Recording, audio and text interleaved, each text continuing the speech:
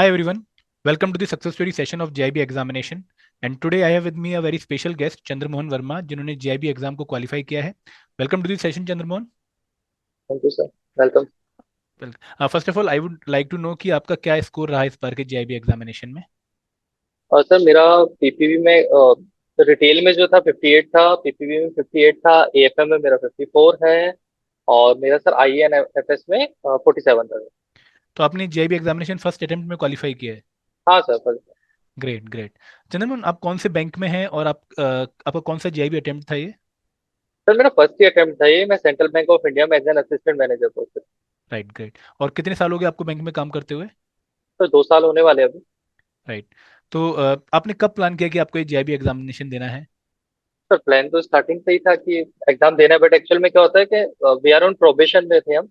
तो टाइम मिल नहीं पाता था, हमारी पोस्टिंग डिफरेंट डिफरेंट प्लेसेस पे होती थी, तो हमको कभी ऐसा कोई श्योर नहीं थे कि इस पोस्टिंग पे यहाँ पे होंगे या यहाँ पे होंगे। तो वो हो नहीं पाता था सर, बट इस टाइम पे हमें एक परमानेंट पोस्टिंग मिली थी। तो फिर हमने सोचा कि ये अटेम्प्ट दे लेते हैं। तो ये अटेम्प्ट दिया, फिर सोर्स ढूंढा कि कहाँ से पढ़े, तो फिर वो सारी चीजें।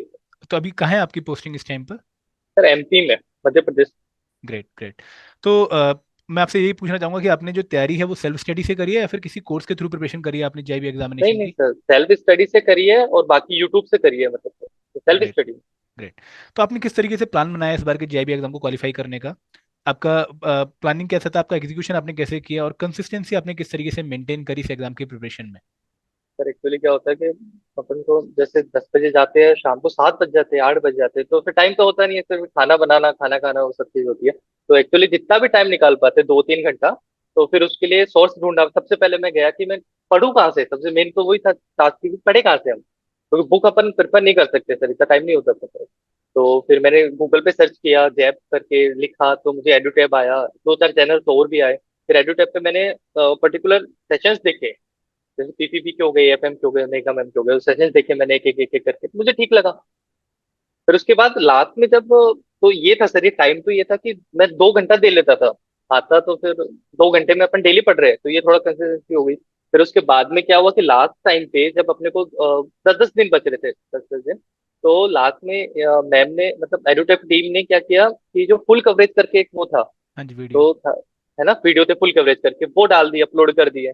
तो फिर मैंने उसको देखा, 10-10 घंटे के आसपास के वीडियो थे सर, वो पढ़े मैंने पूरे, तो वो डेली के 2-2 घंटे पढ़ रहा हूँ, तो उससे सिलेबस मेरा पूरा कवर हो गया। Great great. चंद्रमोहन, आपका जो ग्रेजुएशन है वो कौन से फील्ड में है. सर मैं बीटेक मैकेनिकल इंजीनियर। तो आपके लिए तो बहुत डिफिकल्ट रहा होगा ये PPB AFM वगैरह जैसे सब्जेक्ट्स पढ़ने. देखो सर, 2 साल हो चुके हैं मुझे इस फील्ड में ही, मतलब बैंकिंग में, बट मेरे लिए जो सबसे डिफिकल्ट था वो एएफएम था सर। कि एएफएम में बिल्कुल ही दूर दूर तक अपने कोई अकाउंट से लेना देना नहीं होता, तो तो आपने इसलिए। किस तरीके से मैंने कम टेक्निकल थे, थ्योरेटिकल थे, but it is too much technical. तो आपका अगेन प्लान क्या था इसके लिए. सर प्लान तो देखो सर, ऐसा कुछ नहीं था कि बस अपन को कि क्लियर करना है एनी हाउ, सिंपल सा कि एनी हाउ क्लियर करना है अपन को। क्योंकि क्या है, बहुत टाइम पीरियड निकल गया कि अपन को आगे प्रमोशन में भी इसकी रिक्वायरमेंट है, सब जगह अब तो मैंडेटरी हो चुका है, तो इसकी रिक्वायरमेंट है ही है, तो आपको एनी हाउ क्लियर करना था। तो मेरा ये था कि जैसे फर्स्ट एग्जाम निकला मेरा रिटेल का, तो थोड़ा कॉन्फिडेंस आया कि चलो पीपीपी भी निकालेंगे। फिर पीपीपी निकला, तो मैंने कहा अब तो देना ही देना है एनी हाउ करके। फिर अपना थर्ड में थोड़े कम आए, 47 आए। तो फिर था कि वैसे दोनों में आ गया था, अच्छा खासा मार्जिन था कि क्लियर हो ही जाएगा। फिर लास्ट राइट. बचा अपना एएफएम। अब एएफएम ऐसा था कि करे तो करे क्या, अब मैंने तो कभी पढ़ा ही नहीं, तो फिर थोड़ा बहुत करके वो करा, लेकिन सब अच्छे से हो गया था। तो एक्चुअल में अगर मैं आपकी प्रिपरेशन समराइज करूँ तो आप वो लास्ट मोमेंट पे प्रिपेयर करके गए हो जो हम बीटेक में भी करते थे. सर वही होता है अपना जो एक 1 नाइट स्टडी जो होती है सर। राइट. चंद्रमन, आपको लगता है कि जो लोग जैसे क्लर्क पोजीशन पे हैं या फिर जिनको लगता है कि थोड़ा सा एग्जाम टफ है तो उनको पहले प्रिपरेशन स्टार्ट कर देनी चाहिए. हाँ सर, थोड़ा सा पहले, ऐसा नहीं कहूंगा कि आप 3 महीने पहले करो, नहीं, 3 महीने पहले सर कोई कर भी नहीं पाता। अब 3 महीने पहले अपन कुछ करेंगे तो सब भूल जाते हैं अपन को, तो लास्ट में जो अपन प्रिपेयर करेंगे ना, रिवाइज करने का जो, बस वही काम आता है सर। तो मतलब एटलीस्ट 1 मंथ तो सर देखो सर देना ही पड़ेगा। देखो, आपने एग्जाम क्वालिफाई किया और आपने बहुत कम प्रिपरेशन से क्वालिफाई किया, तो आपको कुछ चैलेंज लगा कि यार ये चैलेंज है जो अगर मतलब ओवरकम हो जाए तो एग्जाम बहुत इजीली क्वालिफाई हो जाएगा. जैसे एक चैलेंज आपने कहीं ना कहीं बताया कि IIBF की बुक आपने नहीं पढ़ी, वो कम्प्लेक्स आपको लग रही थी. तो जी कोई सर। और चैलेंज आपने फेस किया इसके रिगार्डिंग. चैलेंज तो टाइम का इशू होता है कि क्योंकि सिलेबस तो सर इतना है कि आप पढ़ते पढ़ते बहुत सिलेबस है सर, पीपीपी का सिलेबस इतना बड़ा है, 54 चैप्टर्स है, आप राइट. कितना पढ़ोगे सर। तो सिलेबस का सर थोड़ा सा है, लेकिन हाँ लास्ट टाइम पे जो रिवीजन का अगर अपन को अच्छा सोर्स मिल जाए तो अपना इजीली क्लियर हो जाए। मुझे मिल गया रिवीजन का अच्छा सोर्स, तो अपना काम हो गया सर। राइट। चंद्रमोहन, आप मैरिड हैं क्या? No sir. तो आपको लगता है कि जो लोग मैरिड हैं उनके लिए थोड़ा और डिफिकल्ट हो जाता है इस एग्जाम को क्वालिफाई करना? थोड़ा सा तो हो ही जाता है सर, उनका टाइम थोड़ा सा और फैमिली की तरफ चला जाता है। तो मतलब शायद बेहतर ये रहेगा कि जितनी जल्दी एग्जाम क्वालिफाई कर लो बैंक में लगने के वही बाद, बेटर उतना है। आपके लिए बेटर रहेगा। Yes right, sir right. Yes. और चंद्रमोहन, आपके लिए इन चारों कंपोनेंट्स में सबसे डिफिकल्ट कंपोनेंट कौन सा था? सर देखो, एक्चुअली क्या है कि मैं मैकेनिकल इंजीनियर, तो अपना इंजीनियरिंग बैकग्राउंड है, तो हाँ जी, हाँ जी। इकोनॉमी से अपना कोई लेना देना नहीं। और दूसरा अपना अकाउंट से लेना देना नहीं था, बट अकाउंट में क्या थे, न्यूमेरिकल बेसिस था, कोई फॉर्मूलाज थे, तो वो अपन को इजीली रिमेम्बर अपन कर सकते हैं, हो गए। अब सबसे डिफिकल्ट जो सर मुझे लगा वो था मेरा INFS, और तो पेपर में भी इकोनॉमी वाला। पेपर में भी गैप नहीं था, जस्ट रिटेल बैंकिंग के अगले दिन आईएफएस था। यस सर तो यस सर। तो आपने उसको कैसे प्लान किया? उसके लिए तो टाइम बहुत कम था आपके पास प्रिपरेशन करने के लिए मैंने लास्ट सर मोमेंट में। पहले से पढ़ रहा था उसको, मतलब 10 दिन 15 दिन पहले से। राइट। और चंद्रमोहन, आप असिस्टेंट मैनेजर आप पोस्ट पे है ना? जी सर। और मतलब आपके पास तो बहुत ज़्यादा वर्कलोड होता होगा, और जनरली यस मैंने सर। देखा है कि जिनके पास ज़्यादा वर्कलोड होता है उनके लिए और डिफिकल्ट हो जाता है टाइम निकालना जेआईबी एग्जाम के लिए। तो यस। आपने मतलब किस तरीके से अपनी पोजीशन का इस्तेमाल किया कि मैं थोड़ा पढ़ लूँ? मतलब आपने छुट्टी वगैरह ली एंड में, या फिर ऑफिस में भी नहीं पढ़ाई करी सर, आपने? ऑफिस में भी देखो सर टाइम ही नहीं मिल पाता है, इतना वर्कलोड रहता है, और छुट्टी मिल नहीं पाती सर कि आप पर्टिकुलर इस चीज के लिए आप छुट्टी ले लो। अपन अपने नहीं बोल पाते उनको। तो बाकी सर मैं जो बता, मतलब रूम पे मैं 8 बजे के आसपास अपने आ जाते थे घर पे, फिर 2 घंटा निकाल दो कि खाना वाना हुआ, रेस्ट किया, हाँ फिर जी। 10 बजे से लेके 12 1 बजे के आसपास से 2 3 घंटा सर ये मैं डेली पढ़ता था। तो दो राइट। तीन घंटा डेली आप पढ़ोगे तो हो जाता है सर इजीली। और अब आपका क्या प्लान है आगे का? कि सर अब सीआईबी मेरा प्लान, एग्जामिनेशन दिसंबर में निकाल लेना हाँ, है, या फिर अभी आप वेट करोगे कुछ और? नहीं नहीं कोई वेट नहीं करना सर, दिसंबर में निकाल रखी है। राइट। और चंद्रमन, आपकी तरफ से क्या मैसेज होगा उन एस्पिरेंट्स के लिए जो अब इस एग्जाम की तैयारी कर रहे हैं? सर वैसे तो मतलब कि यही होगा कि आपको तैयारी करनी ही चाहिए सर, इसका बेनिफिट लाइफ टाइम बेनिफिट है सर इसका। इंक्रीमेंट्स लग रहे हैं, प्रमोशन में बेनिफिट है, प्लस आपके नॉलेज को भी बूस्ट करता है, नॉलेज भी कहीं ना कहीं आपकी गेन होती है सब फील्ड में। जैसे मुझे अकाउंट्स का नहीं पता कि एक्चुअल में देखो सर अपन बैंक में कर रहे हैं जॉब, बट अपन को ये नहीं पता कि अंदर क्या होता है, कि कैश बुक बैलेंस बुक ये कुछ जो पार्ट्स होते हैं अपन को नहीं राइट। पता। लेकिन ये आप थ्योरी पढ़ोगे तो एटलीस्ट एक बेसिक नॉलेज हो जाती है आपको, तो इससे आपका कॉन्फिडेंस लेवल भी बढ़ता है सर। तो मैं तो बोलूंगा सर करना चाहिए।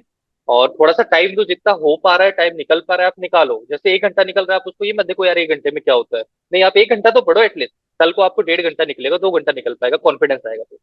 राइट, राइट, बहुत सही बात आपने बोली। और चंद्रमन, इसमें ये भी होता है ना कि जनरली हम लोग इंक्रीमेंट को मोटिवेशन मान लेते हैं कि यार इंक्रीमेंट के लिए पढ़ना है, लेकिन जेआईबी एग्जाम क्वालिफाई करने से आपकी नॉलेज भी बढ़ती है और आपकी रेपुटेशन भी बढ़ती है शायद बैंक यस में। सर। हाँ तो सर बिल्कुल पढ़ते। तो आपके साथ भी ऐसा कुछ हुआ कि आप बैंक में गए जब मंडे को, अ, हम्म। आपने बताया लोगों को कि मेरा जेआईबी एग्जाम क्वालिफाई हो गया है, आई एम हाँ सर। Qualified now? तो क्या यस रिएक्शन सर। था लोगों का? सर अच्छा तो बोलते कि सर अच्छी बात है कि आपका फर्स्ट अटेम्प्ट में निकल गया, अब आप तो सीधा प्रमोशन के लिए एलिजिबल हो गए हो, अब तो आप सीधा स्केल 2 बनोगे, ये वो मैंने कहा sir thank. Great, great. And मैं आपसे ये भी जानना चाहूंगा कि आपको एडुटेप के बारे में पहली बार कब पता लगा?